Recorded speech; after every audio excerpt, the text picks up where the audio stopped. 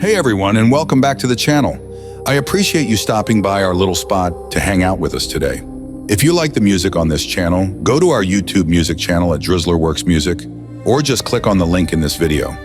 There we have calming and study music to chill out to or for your next grind. Your support helps us reach good people like yourself.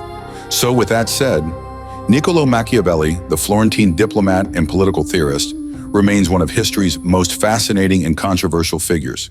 His magnum opus, The Prince, a treatise on acquiring and maintaining political power, has inspired both admiration and condemnation for centuries. But how would a mind as pragmatic and unyielding as Machiavelli's deal with the torrent of criticism that has followed his work? Let's delve into the hypothetical. First, Machiavelli would likely view criticism through a purely utilitarian lens. For him, the value of any feedback, positive or negative, would lie in its potential to strengthen his position or refine his strategies. He wouldn't be interested in emotional validation or a reputation for its own sake, but rather in practical outcomes. If criticism exposed a weakness in his arguments or methods, he would address it not out of humility, but out of a desire for greater effectiveness. Consider the nature of the criticism leveled against him. Much of it centers on his perceived endorsement of deception, cruelty, and amorality in politics.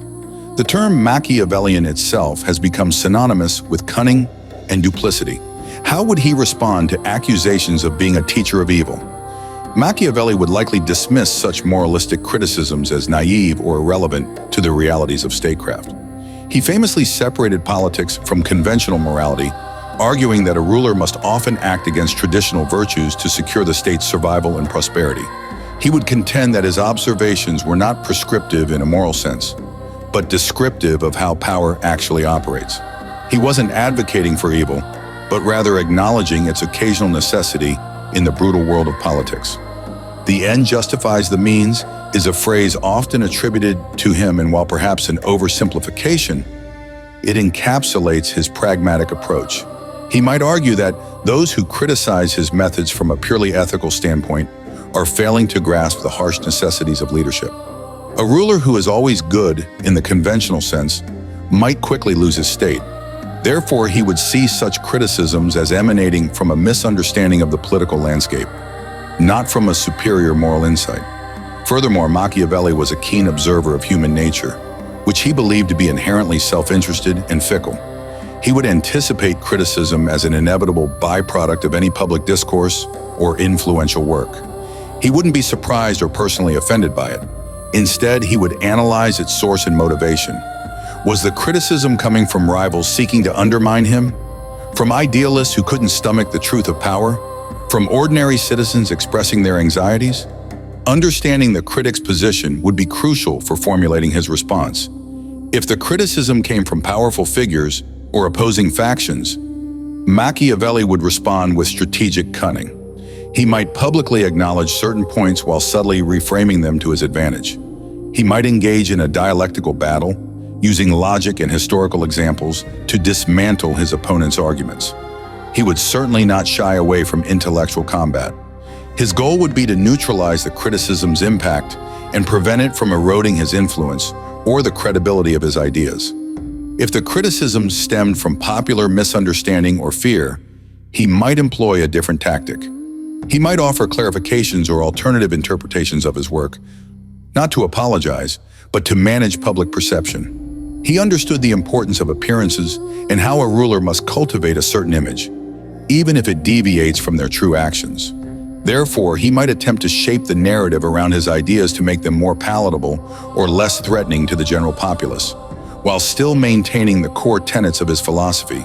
He would also be adept at identifying and disregarding irrelevant criticism. If feedback offered no practical insight or threat to his influence, he would simply ignore it. Machiavelli was too focused on tangible results to waste time on inconsequential debates. He would prioritize substance over noise, focusing his energy on addressing criticisms that genuinely warranted a response due to their potential impact. Moreover, Machiavelli valued direct experience and historical precedent above abstract theories. If criticized for a particular recommendation, he would likely point to historical examples of rulers who succeeded or failed by following or not following, similar principles. He would anchor his arguments in the observable realities of power struggles rather than engaging in purely theoretical discussions. His entire approach was empirical, drawing lessons from the triumphs and failures of past leaders. Finally, Machiavelli would likely see criticism as a test of intellectual fortitude. A true political mind, in his view, should be able to withstand scrutiny and defend its positions with rigor. He would view it as an opportunity to refine his thinking, strengthen his arguments, and demonstrate his intellectual superiority. He would not be deterred by opposition, but rather energized by the challenge it presented. His confidence in his observations about human nature and power dynamics was unwavering, and he would use any critical engagement as a chance to reaffirm those convictions.